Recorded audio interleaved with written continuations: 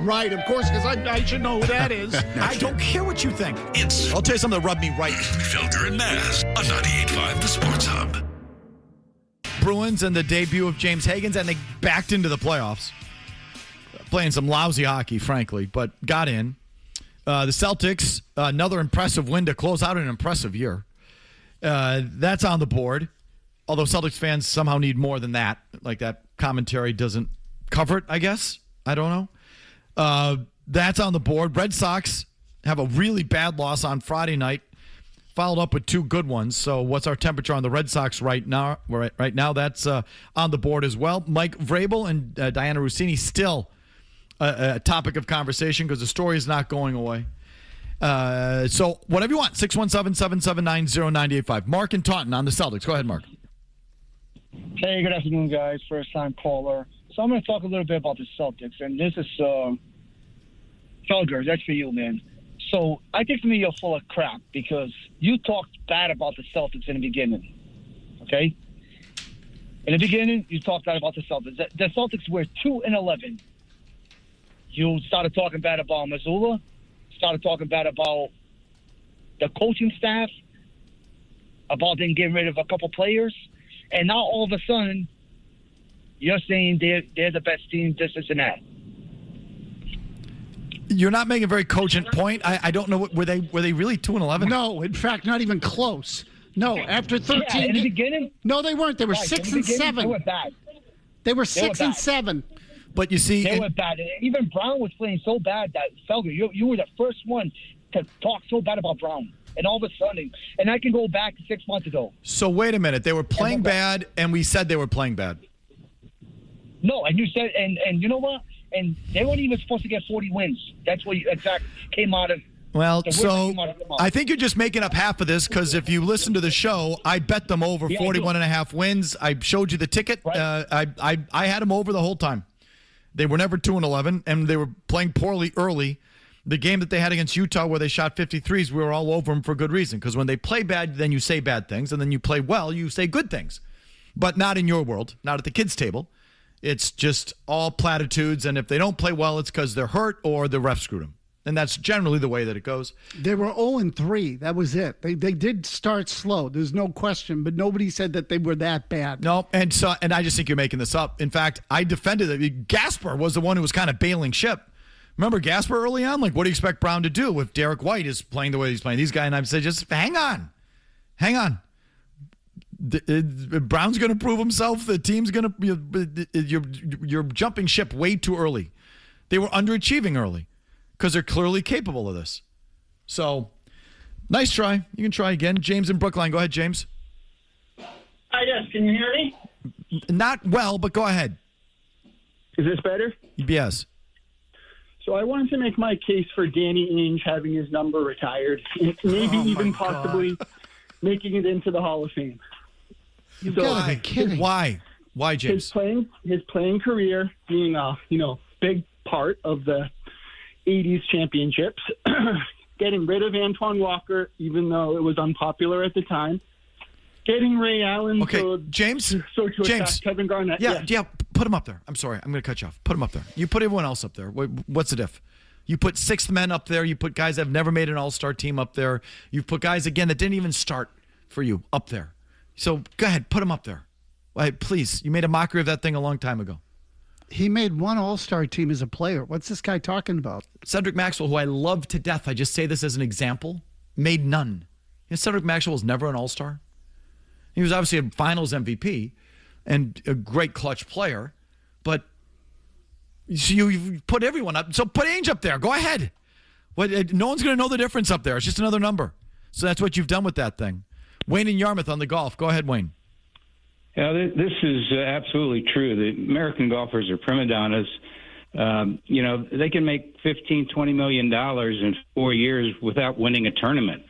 And your comparison to Nicklaus is perfect because look who he had to play against. I mean, he had Palmer, Player, Watson, Trevino, Ray Floyd, even a lot of aggressive guys who were fighting to win.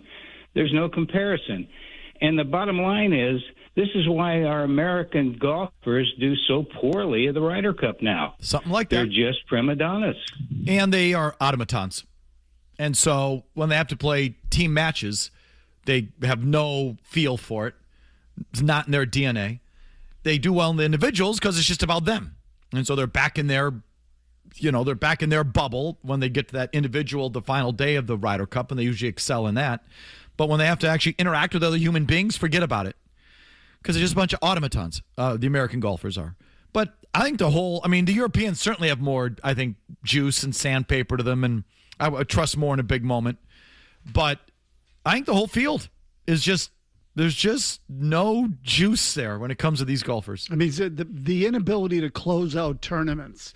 And again, Scheffler's done it early in his career, but let's see him sustain it before we put him in the company of, Woods and Nicklaus and those guys. So he's a bit of a robot. I mean, in a lot of ways. But everyone else yesterday, whether they were American or not, just falling apart. Nicholas in Providence. Hi, Nicholas. Hey, guys. Yeah, so you made a point earlier about the expectations for the playoffs. I think Maz is really correct there. We are a 56-win team. Whether the Green Teamers think that they can make excuses if there's an early exit or not, the fact of the matter is we're betting favorites to go far in the playoffs now. I believe we're betting favorites to come out of the East. Grandy said it in the final call last night. We're 0-0. The gap year's over. And there's real expectations now. You have your star player back. We have to play like a 56-win team in the playoffs, or else we're going to hear it. I mean, if you lose to the Knicks again, that's a massive underachievement. Agreed. And an indictment on what you are still missing. And the Pistons would be maybe not as big of a slap in the face, but would be pretty bad. So you have to win those series, I think. I mean, 56 wins, and you played the majority of the season without Tatum and Vucevic.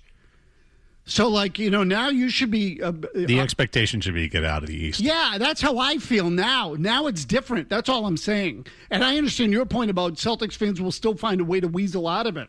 I'm just telling you, to me, they finished the year as the best team in the East. And they should be able to, now I'll judge the conference final on what it looks like, but you got to be in that series at a minimum, and you shouldn't have a hard time getting there. We continue with your thoughts on a Reentry Monday right after this. Sean and Lawrence. Go, Sean. You keep saying, I didn't actually watch the game, whether it's Patriots, Celtics, Bruins, whatever. Isn't your job as a talk show host to actually watch sports? So I would say my job is to get you to listen. That is the job. Mission accomplished. Take this job and shove. Felger and Maz, 98.5, the Sports Hub. Bases empty, 2 down, and Kelly home with a 2-2 pitch. So JC swings and misses, and that's the ball game. The Red Sox put together their best game of the season, and they win this one running away, and they take the series 9-3 to final. Gotta love that. Hat tip to Brian Bayo, 4 hits for Contreras and Story. This is the team you've been waiting to see. They look good today. And we've been threatening this segment, and it's come to fruition. We've been threatening this feature. What's crawled up Maz's ass? Well, we've actually got a sponsor for it. We did. What's crawling up Maz's backside? Let's see what's crawling up Maz's backside. It's brought to you by North Shore Adult Diapers. Seriously, in all seriousness, and it's a good company. People shouldn't be afraid to get the help they need. And for many, store brands don't get the job done. So switch to the MVP of adult diapers, North Shore, for even the heaviest control problems. Think PGA golfers. Yeah, exactly. On a Sunday with a tournament on the line. But again, in all seriousness, NorthShore.com today. That's it. Visit NorthShore.com today. North Shore Adult Diapers brings you what's crawling up Maz's backside. What's crawling up your backside, Maz, on the Red Sox? So there are a couple things, actually. The first is we didn't touch on this on Friday. I hadn't seen it at the time, but the payroll rankings came out, courtesy of the Associated Press. They have a longtime reporter there named Ron Blum, B-L-U-M, who's covered, he's really excellent on the economics of the game and has been for a long time. The Red Sox in cash payroll rank 12th. 12th. Just letting you know that. Letting everybody out there know. 12th in the major leagues in payroll. So when you want to know why they can't be good teams, I just want to remind you they have a payroll that ranks 12th in actual cash spending in Major League Baseball. 12th. Did I say 12th? 12th. You mentioned it. Okay, now, over the weekend, they took 2 out of 3 from St. Louis. Yeah, man, isn't that good? Yeah, in the National League Central it is. So you've won 2 series so far against Milwaukee and St. Louis. Both of those teams happen to play in the National League Central. Let me just add, you lost 2 or 3 to Cincinnati to open the year. So you're 5-4 in the NL Central. As I said to you, you've built a nice little NL Central team. Correct. You might actually win that division. The problem is you don't play in it. So that's just a small thing to consider. And look, overall, I'll tell you, Brian Bale. So one of the things I found interesting is people are celebrating the performances of Ranger Suarez and Brian Bale over the weekend, and both of them pitched, into the deeper part of the game in this day and age, 6th and 7th innings, basically those 2 guys. What I saw is a lot of pitches that were in the middle of the plate that the Cardinals just didn't hit. So I'm not sure how much better Suarez and Bayo actually were over the weekend. I'll give the Red Sox the victory. I mean, look, the wins count. Doesn't matter who you get them against. But do I suddenly think they have turned some kind of corner and that they are now playing at a much higher and better level? My answer is no. I think they had a rally yesterday where they had 6 singles in an inning. Wilson Contreras had himself a good weekend. It was smashing the ball all over the ballpark. But again, I will tell you, the Cardinals didn't exactly throw elite pitching at them. So I think what you have is a team that's in the second half of the, universal standings in Major League Baseball. And by that, I mean, there's that old phrase, first division team or second division team. Yep. I think what you have here is a team that's a second division team. And it's a long season. You never know how it matches up in terms of who you're going to play and when. Sometimes you catch teams at the right time. But if you're asking me, the teams in the upper half of the standings across baseball, the Red Sox aren't as good as those teams, and it's going to show up. They will beat bad competition if they beat anybody. So, I can't they're 6-9. I'm not going to sit here and throw them a parade yet. They've won 2 series in a row, but I still wouldn't tell you they look impressive. At least they're winning the way they have to win. Correct. I just don't know how sustainable it is. They're getting better pitching, and the offense is producing the way it has to. But, I mean, you kind of referenced it there, Maz. Yesterday, on Sunday, they scored 9 runs on 12 hits, 9 singles. On Saturday, 7 runs on 10 hits, 9 of the 10 were singles. Yep. So, and especially that late Saturday rally was just one grounder through the infield after the next. Absolutely. So, again, 9 singles yesterday, 9 singles on Saturday. They've had a total of, 4 extra base hits the last 2 games. Your leadoff hitter is hitting 200. That's Roman Anthony with 3 extra base hits. Your 2 hitter, Caleb Durbin, is hitting 106. Mm-hmm. 106 with 1 extra base hit. I don't know how sustainable that is. The top 3 in your order are hitting 200, 106, 196. That's Roman Anthony, Caleb Durbin, and Jarren Duran. 200, I'm going old school batting average on you. Anthony's got a 200 batting average and just a 290 OBP. Caleb Durbin, I just told you, is hitting 106, but an on base of 208. He didn't get on base. He got on base a couple times over the week. Got hit a couple times. I don't know how you sustain that. I mean, believe me, you can win regular season games doing that, I suppose. Not that bad. You got to hit better than that. But you bleed a bunch of singles. I mean, you can do a certain something there. You can't win at a high level playing that way. No, and you can't win against good lineups and good competition because you're going to give up some runs to those teams. And just quickly, I'd add Trevor Story to that list too. Now, he had a pretty good day yesterday, but he's still hitting 182 and is on base. Think of this for a second. His batting average is 182.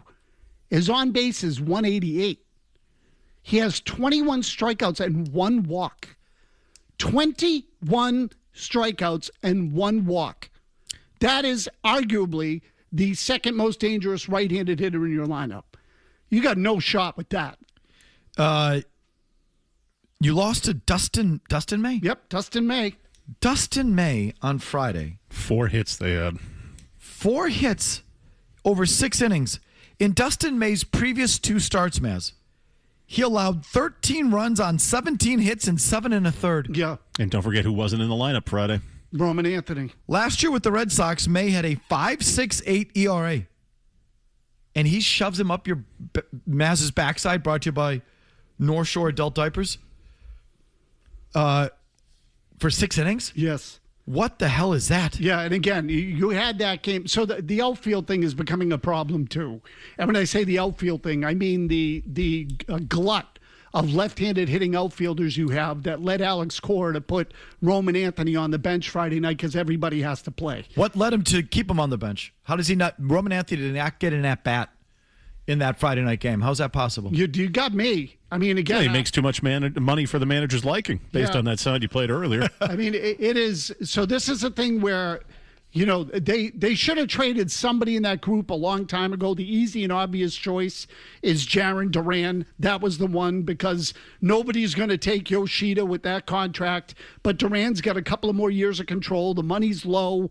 But the Red Sox overvalue their own players, and they have now for, I would say, a good 5 or 6 years. What's Caleb Durbin doing in the 2-hole? You got me. Is it a protest? Is it a statement? Is it what Cora doing one of his, subtle little look at this lineup he's given me things? My guess is he wanted to get Story out of there, and he didn't have anywhere else to turn. I mean, really. So if you say... The dude's hitting 106. Okay, minutes. so when you say... The Mendoza line is 200, right? Okay, so who should be hitting second? I mean, Story, who's hitting $182 with one walk? It's got to be a right-hander because they're... I mean, do I have to... I think... I have to go left, right, left, right? I mean, ideally, that's what you want. Now, again, so you'd say the best right-handed hitter on the team right now is Contreras, but he's your cleanup hitter. So if you move him to 2, who hits 4? Story. Yeah, the bottom line is they don't have enough good hitters. Caleb Durbin's hitting 106. I understand. I think he had one hit this weekend.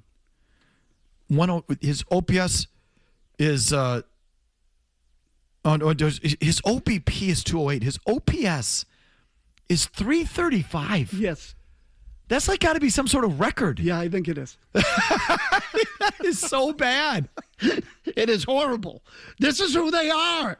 There just aren't enough good hitters in that lineup. So if you're going to go left, right, again, they're short a right-handed bat to begin with. So the 3 right-handed hitters that you're talking about are Contreras, Story, and Durbin. Dustin May. Otherwise, you can put Raphael up there. I guess what's he hitting? He's up to 302 now. He actually got a good weekend. May retired the order in the Sox order, retired the side in order in the 3rd. It was the first time he had done so in 11 tries in 2026. He then did it again in the 5th and the 6th. That was that Friday night was a foundation shaking kind of loss, and then I guess Wilson Contreras had a few words for the team. It was a little bit of a team meeting or something, or got into his guys during the pregame hitting meeting, and they turned around the last 2. That's sort of become a storyline. Yeah, that allegedly he encouraged everybody to play with a little more energy, which is easy to do when you're playing the Cardinals. But again, 9 singles on Saturday, 9 singles yesterday. 18 of their 22 hits have been singles in the last 2 wins. Yeah, let's peck them to death. That's hard. It's hard to go do that the whole way, man. Yep, yes it is. Take it from me. All right, there's a Red Sox. Again, that is what went up Maz's backside, brought to you by North Shore Adult Diapers. Seriously, people should not be afraid to get the help they need. And for many, store brands don't get the job done. So switch to the MVP of adult diapers, North Shore, for even the heaviest control problems. Visit NorthShore.com today. Back to your phones after Murray's update. Felger. Shush. Maz. The Sports Hub. Here's Mike in the car on the Masters. Go ahead, Mike. All right, first, Murray, you are like the Roman Anthony of the big board. My God, watching you throw is fantastic. But back to the Masters, Scotty Scheffler, this kid, no emotion. I mean, he should have won by 10 strokes easily. The putts he was missing the first 2 days, but yesterday he got completely screwed. You know who he was playing with? That stiff Lee. On that 10 that Lee got, that idiot disappeared in the woods trying to find his ball. Scheffler walked to the green twice waiting for him. Then he comes out and then hits it in the water. He had 2 holes. He was making a run. Scheffler was making a run, and he needed 2 birdies to make McIlroy crap his pants. and this kid Lee screwed him, completely screwed him. All right, Mike. Was he not supposed to look for his ball? But it's just the kind of thing that throws off the modern golfer. They're just having to wait a little bit. The course is too wet. The course is too dry. He made me wait. It's the same thing. Yeah, they get to, and the other thing is he played the par fives poorly all week. All week. In fact, going into the final round, I never saw how it ended up. I don't think he had a birdie on any of the par fives going into late yesterday. That's insane. Yeah, ridiculous. And on that course, that's where you've got to make your hay because all the fives are scoreable. Like, how many guys had tap-in fours on those holes because you can get home in two, have a chance at an eagle, and at a minimum get close. He effed it up. He lost it on the par fives. How about Scotty Scheffler? Just the way he carried himself. Another one of these dank American golfers. Jimmy, you got a post-game cut from Scotty Scheffler. Was this from Saturday or Sunday? Man? This was from Saturday. And let me say just quickly that I actually heard this. I'm one of these people that listens to golf, at least the majors, in the car. Okay, I'll put it on. And I heard the guys talking about early yesterday, heard them talking about Scheffler, got a question about his round and how it could have been even better on Saturday when he shot 65. Listen to this. That was a 65 today. What did it feel like it could have or should have been? That's just a terrible question. Next question. Awful. What enabled you to... What a dick. Yeah, he was a complete dick about it. And according to the guys I was listening to on Saturday, there's a reason I told you that, is that when he came off the course, Amanda Balionis from CBS asked him about his round, and he said, well, 65 is a good number. I actually think I left some shots out there. So my guess is... That's all that guy was asking. Exactly right. It's exactly right. It was the same question. It felt like a 62. I missed a couple putts or, Replay the holes you thought you could have played better is essentially what he asked. Yeah, exactly right. You either got away with a couple or you left a couple on the course. It's a very simple question. Right. I could have done just even... a terrible question. What a jerk. Seriously. Complete dick move. It's just what a lot of this. I've sort of fallen off I watch the Masters because Sunday is just tremendous, but none of them are easy to root for. It's an unlikable lot. It really is. I was rooting for Rose. There's something about the old guy making a charge there. Boy, did he crap his pants. God. Yes, that 3-putt. I'm like, dude, I do that. I can do that. That was me. And that chip, Mike. It was in a tricky spot. He should have putted it. Because he had kind of a side hill McIlroy thing. was putting all that stuff from just off the green. He should have. He probably should have putted it, but holy smokes. You can't freaking chip it like he did and chunk the thing. Carl in South Boston. Go ahead, Carl. Yeah, just calling with some frustrations on the Red Sox. I mean, you got a week where we lost games where the other team starts Walker Buehler and then Dustin May. And you got Cora who wakes up in the morning, pencils Durbin in the lineup, who's got 5 hits, 1 double, and that double would have been a routine flyout in 29 other parks, and then he goes and shushes the crowd. I think it's a little ridiculous. Thanks. Well, I don't know what's the shushing the crowd part. I don't know. I don't know what he's referring to there. That lineup, Maz. That lineup, you can make the case, is a Alex Cora, look at how bad this lineup is, protest kind of look at me lineup. Maybe. You say what? I mean, Maz, William Contreras in the 2-hole is not... Aaron Judge leads off, doesn't he? Like, it's the way... No, he hits second. Or second, whatever. Like, the way lineups are now. Mm-hmm. It doesn't... The classic number 2 hitter, the leadoff, it doesn't exist anymore. So why not put Wilson Contreras in the 2-hole? Sure, why not? I'm just telling you that if you do that, then Durbin's hitting 4th. Or Story's hitting 4th and Durbin's hitting 4th. Okay, and he's hitting a $182. The 4th, the cleanup hitter, and the cleanup hitter anymore. Okay, so but the point is, you've got... How many real hitters do you have? This is what the issue to me is. I hear what you're saying. Fine, put him there. And Cora might be protesting. Again, the comment we played earlier that he said in the game on Saturday from the Fox broadcast, or that he told Kenny Rosenthal's comment. Cora sits there and says, the contracts of the young players change the dynamic. What does that mean? Like, what? He's clearly unhappy about something as it relates to that arrangement. Yeah. So, my guess is he's annoyed that the players are sucking. Probably.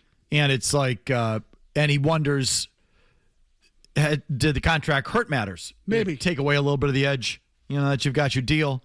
Just a little different approach to human nature, right? And is that what's affecting Roman Anthony? Maybe. And all I know is, it hasn't worked it hasn't worked very recently for the Red Sox. I put it to you like that. No. I'd say they, and Bayo's on this list too. I mean, I know he's better yesterday, but the last 3 times they've done this, Campbell, Anthony, and Bayo have all sort of gone in the other direction after they signed. Yeah, Raffaella was another one, and I think he's the same player for a couple of years. He got a little bit better last year, but I don't think there's been I said this at the time, my opinion hasn't changed. They didn't have to do it with him at all. I don't know why they felt compelled to lock him up. You can't lose Raffaella? Fair point. Robert and Southie on the Red Sox. Go ahead, Robert. Hey, how's it going, guys? I called in a few times here to say that, Jaron Durant, they had him in left field at the beginning, but they've DH'd him a bunch of times. And you got a better hitter, I think, in Masataka Yoshida. He doesn't have as much power, not as much speed on the bags, but look at this guy's on-base percentage. You got to get him in that lineup. We're not really producing. Should Yoshida be the everyday DH? Probably. Yeah, I would say at this stage, yeah, I would play Yoshida. I was just looking this up. I thought he was bitching about the fact that Yoshida wasn't in the outfield. You can't play him in the outfield in St. Louis. I don't think you can anyway. I think that's an accident waiting to happen. He just can't cover ground. Watching him run the bases feels like like a silent movie. Like everybody's moving fast, but they're not ready. You have to speed up the film to make everybody move fast. That's how Yoshida runs. Re-entry Monday, everything on the board. Cope open lines at 617-779-0985. I have a follow-up thought on the Bruins heading into their season finale tomorrow night as well. With your calls right after this. Mike and Tony have a definite chemistry. Are they? 100%. Are they? Yes, 100. Do I stutter? Do you consider them the periodic table of sports talk? Put that in your pipe and smoke it, buddy. Sorry. We need to blow a gasket. No. Blow it, baby. Blow it. Felger and Maz. And now Pastrnak up the middle. The Bruins can't hit him with the pass. It bounces to Greaves. Pastrnak sitting on 29 goals and 99 points. No Bruin has ever hit 9 30-goal seasons. Marchenko, who scored last night, sent it out in front to the far side. It's whistled over the crossbar by Fantilli, and this puck goes over the glass. If they're able to hit Pastrnak there on that breakaway pass, when he flies the zone, he goes in and scores on a breakaway, Judd. Does he get the rest of the night off? That would put him at 30 and 100. Again, no Bruin has ever hit 9 30-goal seasons.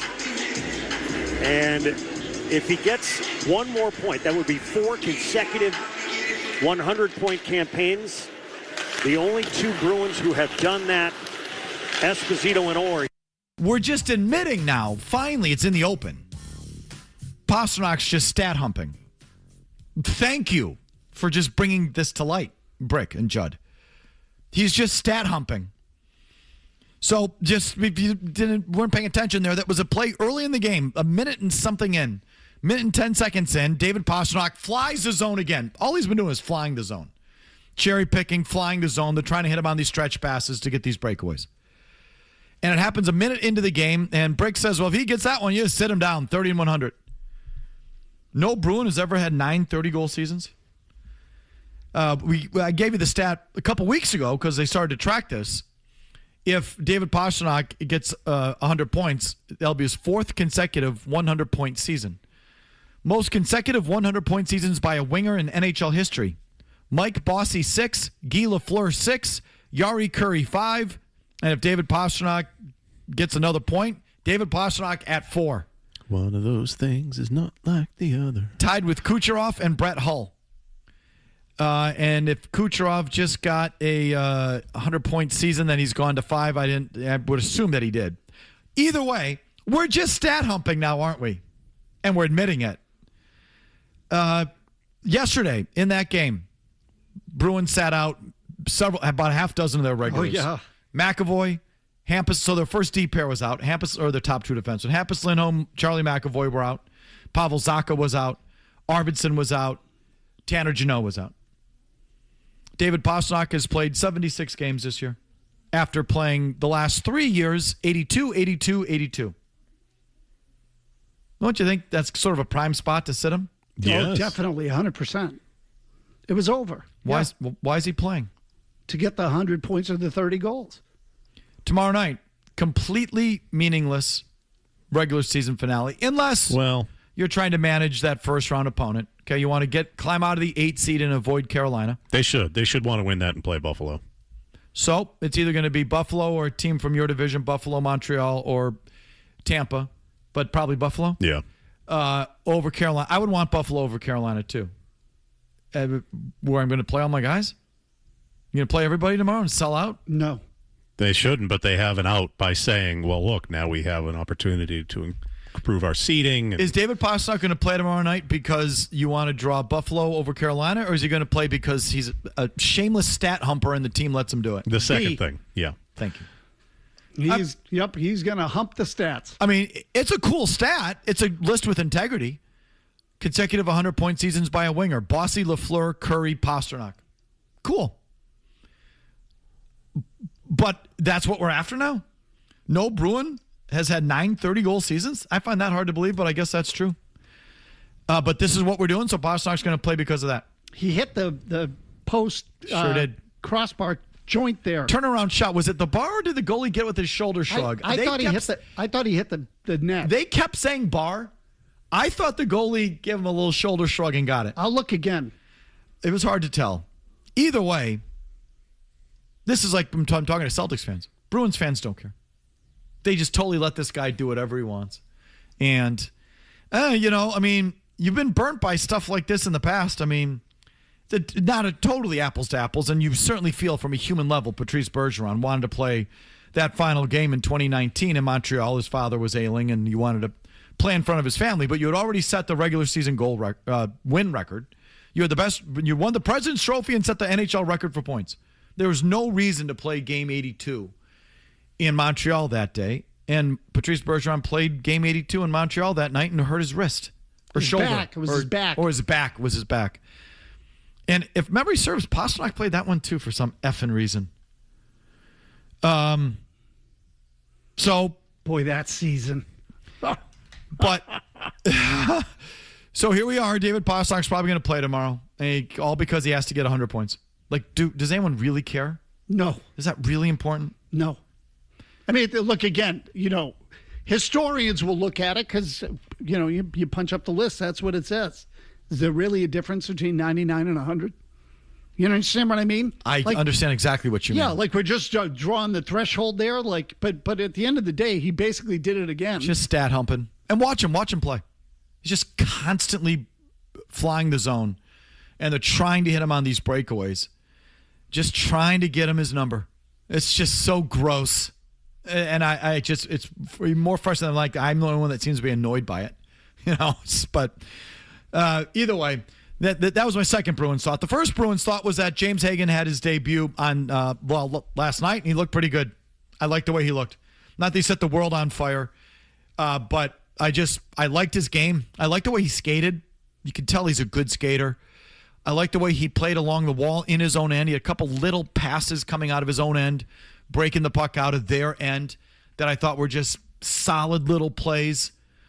The assist that he got, he just kicked the puck free in the corner, but he followed the Columbus player into the corner on the forecheck and sort of drove him into the boards and then won the puck battle and sort of deftly with his skate just shoveled the puck forward along the kick plate, ended up in the net. And it was a good play by him.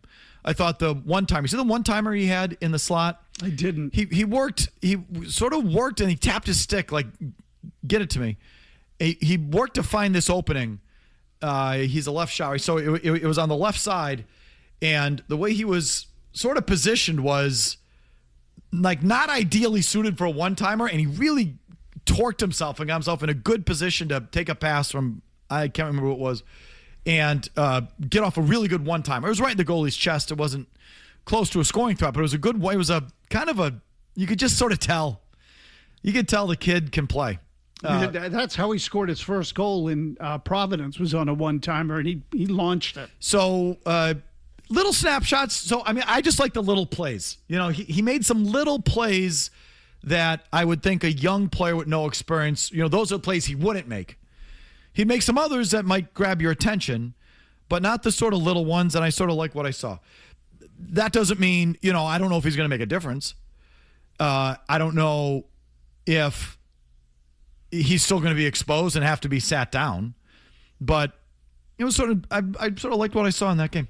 I mean, the play where he kicked the puck, I was surprised that a BC kid actually would go in there, initiate. It's definitely not his DNA, that's for sure. That's what I was looking for. I thought, is he your typical BC guy? Just kind of float around there and not really dig, and he made the contact, and he fought for the puck, and I went, okay, well, that's a step in the right direction. Okay, back to your phones. Long commercial segment continues. You'll hear a voice that you just don't hear very often, and for good reason, and what does it mean that you did hear it? And then right to your phones after Murray's 90-second update here.